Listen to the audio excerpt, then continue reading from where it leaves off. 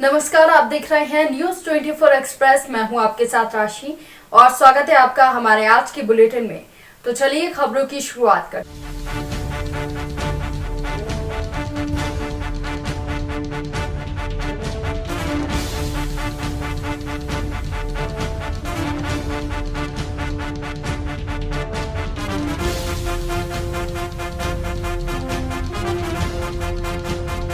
बाढ़ की स्थिति के दौरान लोगों तक राहत पहुंचाने और उनके जीवन को सुरक्षित करने के लिए प्रशिक्षण देने आज राजनांदगांव शहर के रानी सागर में राष्ट्रीय आपदा मोचन बल एनडीआरएफ की टीम के द्वारा मॉक ड्रिल का आयोजन किया गया। राष्ट्रीय आपदा मोचन बल एनडीआरएफ इंडिया मुंडेली कटक ओडिशा की 3री बटालियन के द्वारा देश के विभिन्न जिलों में उन जिलों की भौगोलिक स्थिति के आधार पर बाढ़ राहत बचाव कार्य का पूर्वाभ्यास किया जा रहा है। इसके तहत राजनांदगांव शहर के रानी सागर में भी पुलिस प्रशासन, स्वास्थ्य विभाग, नगर सेना और एनजीओ की टीम के साथ राष्ट्रीय आपदा मोचन बल ने पूर्वाभ्यास किया और बाढ़ की स्थिति में लोगों को कैसे बचाया जाए इसका प्रशिक्षण भी पुलिस प्रशिक्षण विद्यालय के प्रशिक्षणार्थियों को दिया गया। इस प्रशिक्षण के लिए रानी सागर के समीप एक काल्पनिक गांव बनाया गया। बाढ़ के हालात दिखाए गए। वहीं नगर सेना, पुलिस प्रशासन और स्वास्थ्य विभाग के अमले की टीम के साथ राष्ट्रीय आपदा मोचन बल ने राहत कार्य शुरू किया। रानी सागर में एक नाव में कुछ लोगों को बैठाया गया, फिर इस नाव के पलटने के बाद उन्हें बचाकर टीम को त्वरित तैयार किया गया और डूबे गए लोगों को कुशलता के साथ बचाया गया। इस पूर्वाभ्यास के उद्देश्य को लेकर एनडीआरएफ 3री बटालियन मुंडेली कटक के असिस्टेंट कमांडर सुरजीत सिंह का कहना है कि सभी के साथ समन्वय बनाकर काम करने और इस दौरान आने वाली खामियों को दूर करने के उद्देश्य से ये मॉक ड्रिल किया गया है, ताकि जब बाढ़ के हालात हों तो बचाव कार्य आसानी से किया जा सके। इसके अलावा राष्ट्रीय आपदा मोचन बल के द्वारा किए गए इस पूर्वाभ्यास को देखने राजनांदगांव कलेक्टर टीके वर्मा भी मौजूद रहे। इस दौरान टीके वर्मा ने कहा कि बारिश के दिनों में राजनांदगांव जिले के कई क्षेत्रों में बाढ़ की स्थिति निर्मित होती है। ऐसे में इस मॉक ड्रिल के जरिए राहत मिलेगी। वहीं शहर के रानी सागर में किए गए पूर्वाभ्यास के दौरान बाढ़ की स्थिति में अपने आसपास मौजूद प्लास्टिक की खाली बोतल, प्लास्टिक की खाली कैन, लकड़ी के गड्ढे के साथ अन्य संसाधनों का उपयोग करते हुए पानी में डूब रहे व्यक्तियों को बचाने के तरीके भी बताए गए। इस पूरे ही मॉक ड्रिल में लगभग 200 जवानों ने हिस्सा लिया। क्योंकि अपने ज़िले में अधिकांश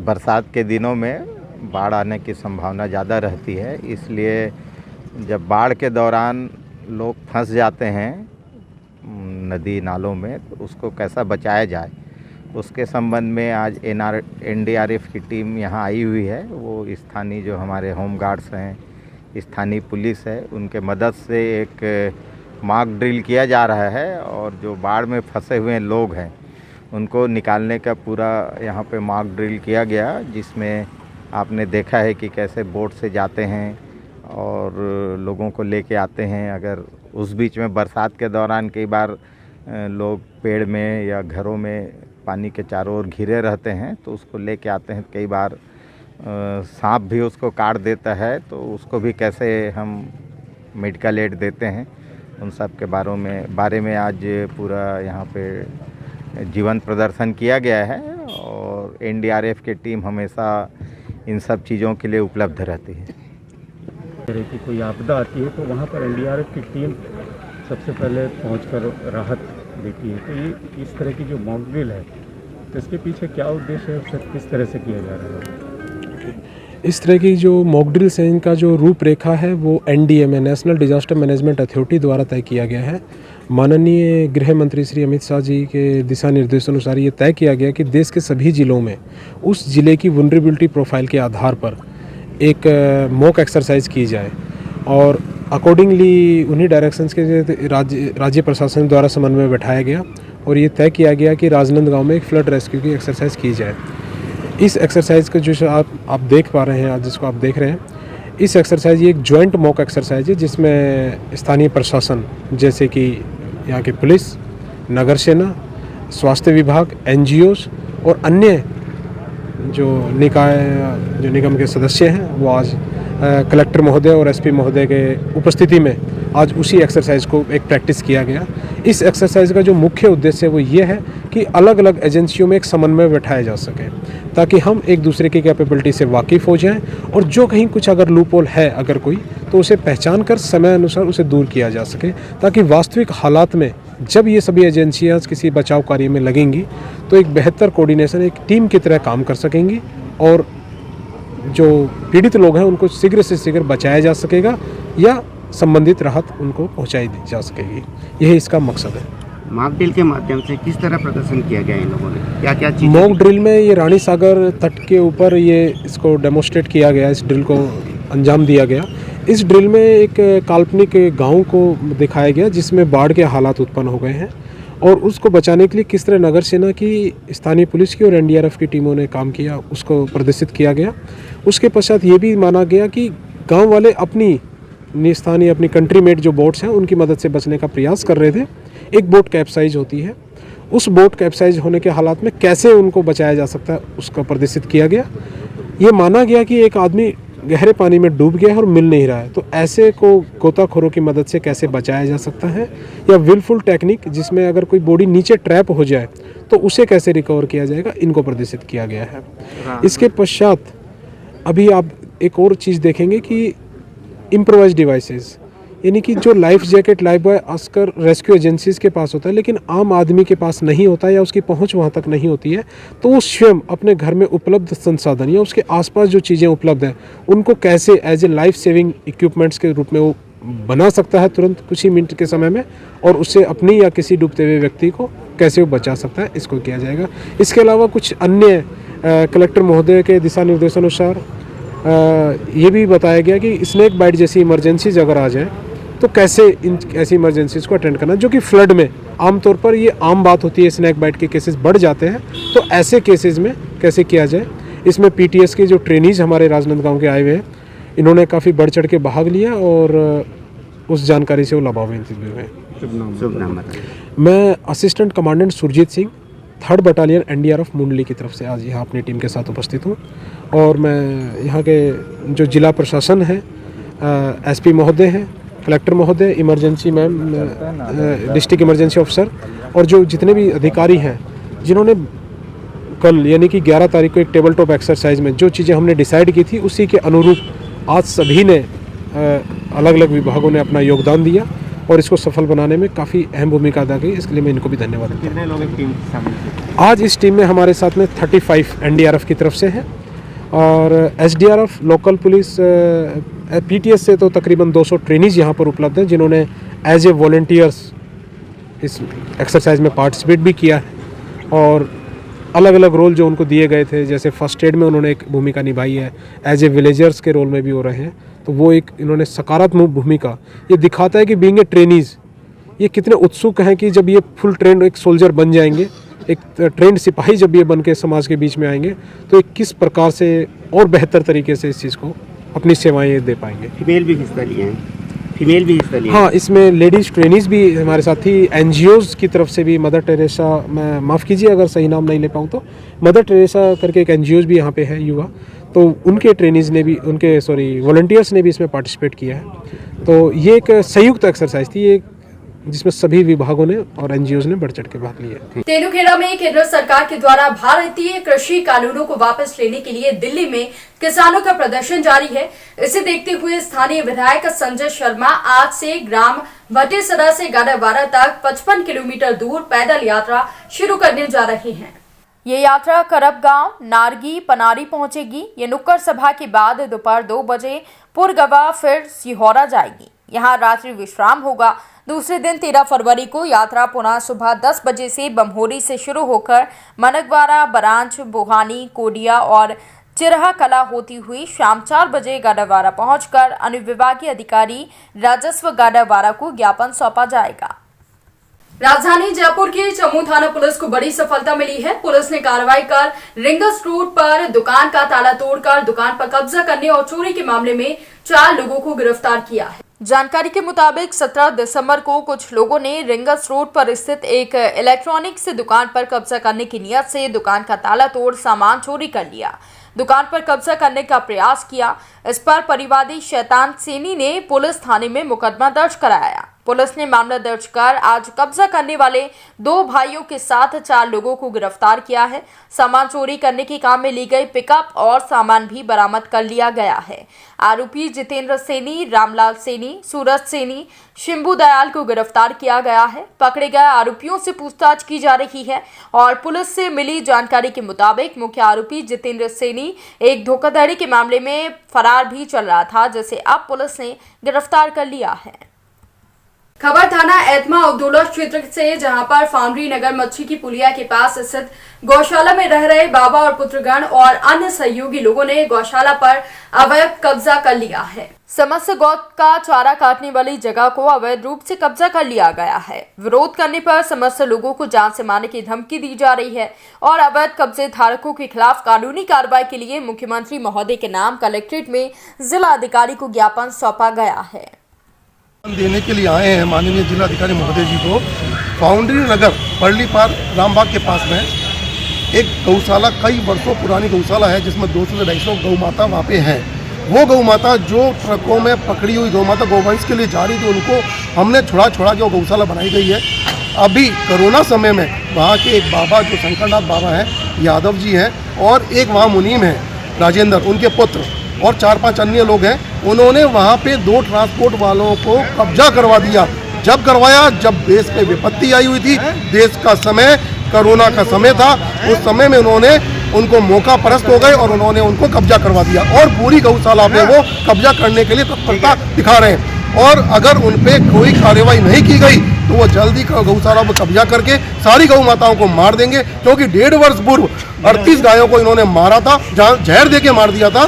क्यों मारा था? इन्होंने अपनी सहमति लेने के लिए, लालाओं से पैसा, जन से पैसा इकट्ठा करने के लिए गौ माताओं को जान से मार दिया था। अभी हमने गौ माताओं को बचाने के हमने विरोध किया है। 10 दिन के अंदर प्रशासन अगर कार्रवाई नहीं करता है तो हिंदू कल्याण महासभा गौशाला के सामने भूख हड़ताल पर बैठेगा। जिस समय योगी सरकार में गौशाला बनाई जा रही है, वहीं कहीं ना कहीं इस तरीके से कब्जे हो रहे हैं। जी, मैं इसी संज्ञान में अभी प्रदेश अध्यक्ष मनोज अग्रवाल जी डीएम साहब को ज्ञापन दिया है कि फाउंड्री नगर में एक गौशाला है, जिसमें 200 से 250 गौशाला हर समय माता हर समय रहती है, लेकिन वहाँ पर अवैध कब्जा शंकरनाथ जी द्वारा कराया जा रहा है। वहाँ पर दुकानें खुलवा दी गई, भूमाफिया को कब्जा दिया जा रहा है। इसी संदर्भ में हम लोगों ने प्रतिज्ञा ली है, अगर 10 दिन के अंदर प्रशासन कार्रवाई नहीं करता या योगी जी तक ये बात नहीं पहुँचती है तो हम लोग वहाँ पर भूख हड़ताल करेंगे।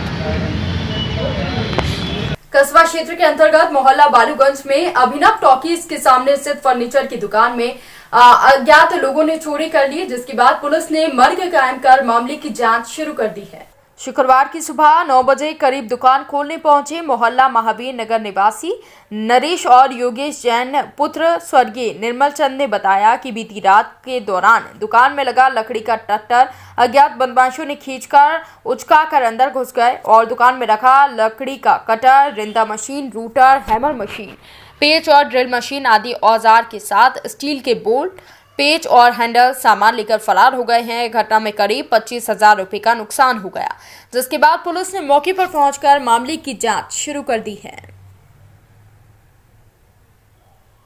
भैया क्या नाम है आपका? योगेश। कहाँ रहते हैं? यही बर्तन महावीर नगर। भैया क्या घटना हो गई आज आपके यहाँ?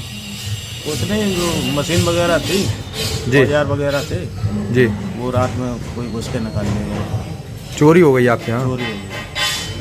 क्या क्या सामान चला गया चोरी में? चोरी में जो मशीन वगैरह है, औजार लकड़ी की मशीन है, रन्ना मशीन है, कटर मशीन है, हैमर है। लगभग कितने रुपए का नुकसान हो गया है? समझे कोई 25,000 रुपये। अभी तक आपने कोई थाने में तहरीर दी है? अभी तो नहीं दी। अभी नहीं दी है, लेकिन आप देना चाहेंगे? हाँ देंगे, तहरीर तो देंगे। आपको कैसे पता चला कि आपके यहाँ चोरी हो गई है? अभी दुकान खोली हमने आके 9:30 बजे पता चला। तब पता चला। आपने कितने बजे शाम को दुकान बंद की थी? 6:30 बजे। 6:30 बजे आपने दुकान बंद की थी। उसके बाद आप घर पे चले गए अपने? सुबह जब आप आए तब आपको ये यहाँ सामान बिखरा पड़ा मिला?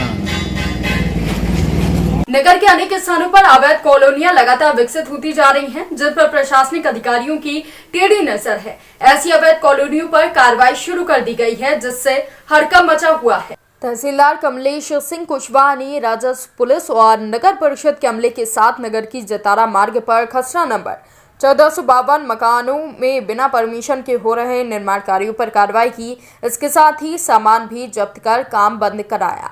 स्थानीय शासकीय कॉलेज के समीप खसरा नंबर 1806 रकबा 1 हेक्टेयर में स्थगन आदेश के बाद भी निर्माण कार्य चल रहा था। टीम ने मौके पर पहुंचकर निर्माण कार्यों को रोका और सामग्री जब्त की।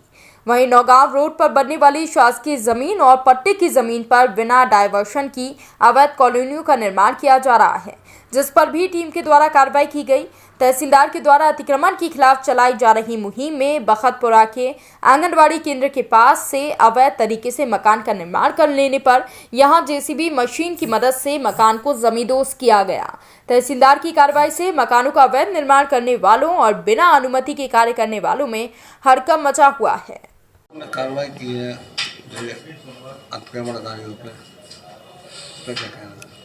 जैसे कि शासन से निर्देश भी बार बार प्राप्त हो रहे हैं। हमारे माननीय मुख्यमंत्री महोदय के भी निर्देश हैं, कलेक्टर महोदय के निर्देश हैं कि जो भी अवैध कॉलोनाइजर हैं और अतिक्रमण जो शासकीय स्कूलों पर, आंगनबाड़ी पे किसी प्रकार का अतिक्रमण पाया जा रहा है तो उस पर हटाना है, तुरंत कार्रवाई की जा रही है। और सर जो कुछ कॉलोनी विकसित कर रहे हैं, नाम कर रहे हैं, पंजीयन है ना, रजिस्ट्रेशन है। हाँ, तो इसी संबंध में हम लोगों ने कल नगर पालिका की टीम पुलिस के साथ संयुक्त रूप से भ्रमण कर सभी कॉलोनाइजर के खिलाफ पंचनामा तैयार कर लिया है और इसका प्रतिवेदन हम एसडीएम साहब को भेज रहे हैं, तो उस पर जरूर कार्रवाई हो जाएगी। कितनी जगह कार्रवाई की? कल लगभग 8 कॉलोनियों के खिलाफ में पंचनामा तैयार किया गया है और उनका प्रतिवेदन बना के हम भेज रहे हैं। नगर पालिका से भी उनके नोटिस जारी किए गए हैं। देखा जा रहा है कार्रवाई के बाद भी जो फिर भी काम चालू है। नहीं, अगर इनको हिदायत दे दी है, अगर ऐसा फिर पाया जाता है तो उनके पूरे जुर्माना और एफआईआर की कार्रवाई भी की जाएगी। मुजफ्फरनगर जनपद की चरथावल थाना पुलिस ने मुठभेड़ के दौरान शातिर अपराधी को गिरफ्तार किया है और पकड़े गए अपराधी से पुलिस ने एक तमंचा भी बरामद किया है। दरअसल चरथावल थाना क्षेत्र की कुटेसरा चौकी प्रभारी प्रहलाद सिंह को मुखबिर से सूचना मिली थी कि एक शातिर अपराधी क्षेत्र में किसी घटना को अंजाम देने की फिराक में घूम रहा है। पुलिस ने सूचना के आधार पर तत्परता दिखाई और जनता इंटर कॉलेज के पास शातिर बदमाश को घेराबंदी कर पकड़ा। अपने आप को पुलिस से घिरा देख शातिर बदमाश ने पुलिस पर फायर झोंक दिया। वहीं पुलिस टीम ने अपना बचाव करते हुए उसे दबोच लिया। पुलिस पूछताछ में गिरफ्तार किए गए आरोपी ने अपना नाम डेनी पुत्र गोपाल निवासी ईमानपुरा थाना मंडावर बताया। पुलिस ने गिरफ्तार किए गए शातिर अपराधी के पास से 315 बोर की कारतूस बरामद किए हैं। इसके अलावा गिरफ्तार बदमाश एक शातिर किस्म का अपराधी है, जिस पर विभिन्न थानों में 1 दर्जन से ज्यादा मुकदमे दर्ज हैं। मकवाना में कांग्रेस के पूर्व अध्यक्ष राहुल गांधी की रैली को लेकर कांग्रेस कार्यकर्ताओं में जमकर उत्साह नजर आ रहा है। केवंसर के रूप रजत चौराहे पर कांग्रेस कार्यकर्ताओं ने हरेंद्र मिर्धा का साफा और फूलमाला से स्वागत किया। कांग्रेस के वरिष्ठ नेता और पूर्व सार्वजनिक निर्माण विभाग मंत्री हरेंद्र मिर्धा शुक्रवार को कांग्रेस कार्यकर्ताओं के बीच पहुंचे और उनसे बातचीत। मिर्धा ने कहा कि राहुल गांधी की रैली में भाग लेने और कृषि कानून के विरोध में 13 फरवरी को सुबह 10 बजे से केवंसर किसान रूप रजत चौराहे से रवाना होंगे। कांग्रेस नेता राहुल गांधी के द्वारा नए कानूनों के विरोध में किसान जागृति रैलियां आयोजित करेंगे। इस दौरान कांग्रेस के पूर्व जिला अध्यक्ष सुखबीर सिंह चौधरी ने बताया कि किसान सैकड़ों की संख्या में मकराना के लिए बसों में बैठकर रवाना होंगे।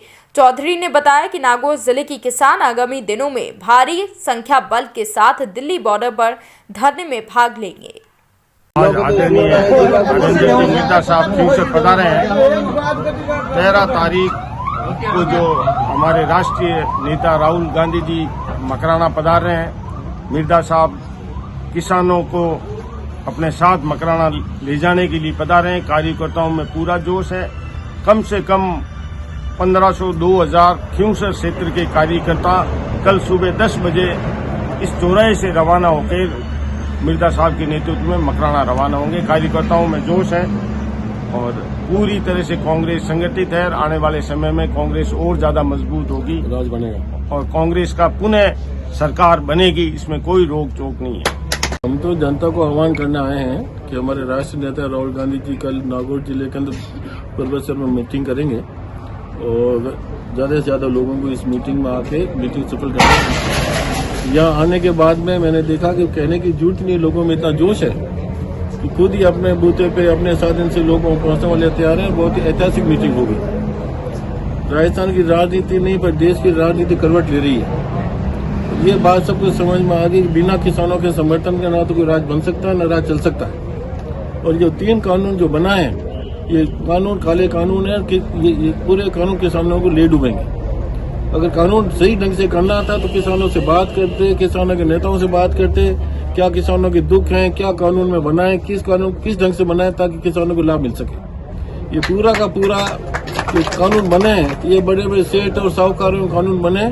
निवेश पूंजी गांव में आएगी, पूंजी लगेगी, वेयर हाउस बनेंगे, ये पूरे धान अपना स्टोर कर लेंगे और जब महंगा होगा धान बेच देंगे। कि किसान तो बेचारा वैसा ठगा हुआ रहेगा और इनका अब शोषण अब आगे नहीं हो सकता।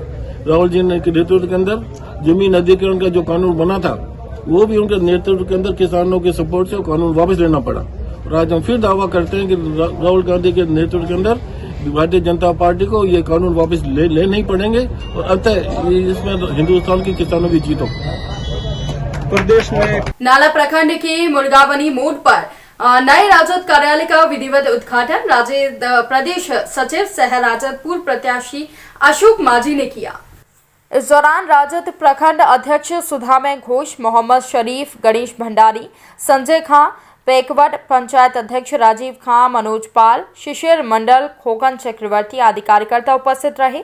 मौके पर अशोक माझी ने कहा कि कार्यालय खोलने से संगठन मजबूत होगा। उन्होंने कहा कि नाला विधानसभा क्षेत्र को 6 जोन में बांट दिया गया है। पहला जोन कार्यालय पेकवड़ पंचायत के मुर्गावनी में रखा गया है। वहीं कुंडहित प्रखंड के नगरीय पंचायत अध्यक्ष मनोज मिर्धा को सर्वसम्मति से बनाया गया है। मध्य प्रदेश के मुख्यमंत्री के द्वारा माफिया मुक्त अभियान चलाया जा रहा है। इसको लेकर मुरैना का जिला प्रशासन भी सक्रिय नजर आ रहा है। जौरा तहसील के अंतर्गत करोड़ों की भूमि पर पुलिस और प्रशासन की टीम ने अतिक्रमण हटाया। जौरा तहसील के मजरा गांव में बीते 10 सालों से शासकीय भूमि पर अवैध निर्माण कर निवास स्थल बना लिया गया था। मजरा गांव की शासकीय भूमि सर्वे क्रमांक 52 में निर्मित निर्माण को हटाने के लिए अतिक्रमणकारियों को नोटिस दिए गए थे। जवाब न मिलने पर प्रशासन ने पुलिस का सहयोग लेकर अतिक्रमण की कार्रवाई की है। आपको बता दें कि अतिक्रमणकारी लगभग 2.13 हेक्टेयर भूमि पर अपना जवाब बनाए हुए थे। इस भूमि की कीमत 1 करोड़ के लगभग है। पुलिस और प्रशासन ने इस अवैध निर्माण को ध्वस्त कर दिया गया है, जो बड़ी कार्रवाई माना जा रहा है। क्या नाम है आपका? कपूर है जी। अतिक्रमण की आज कार्रवाई की है तोड़ने की, ये कब से रह रहे थे आप? हम रह रहे 2009 से। 2009 से रह रहे हैं? हाँ। तो इसका कोई नोटिस आया आपके पास में? आज तक कुछ भी नहीं आया। कोई नोटिस नहीं आया? तो अतिक्रमण तोड़ने के लिए कौन कौन लोग आए थे? 5-6 गाड़ी हैं, SDO, PO, SDM, पुलिस है। अच्छा। तहसीलदार हो। कितने बजे की घटना है ये? 12:30 की। ये जगह कौन सी है? कौन सा वो बोलते हैं इसको? पहाड़ मजरा का पहाड़ बोलते हैं। हमारे आज के बुलेटिन में फिलहाल इतना ही। तमाम ताज़ा खबरों की अपडेट्स के लिए आप बने रहिए न्यूज़ 24 एक्सप्रेस के साथ।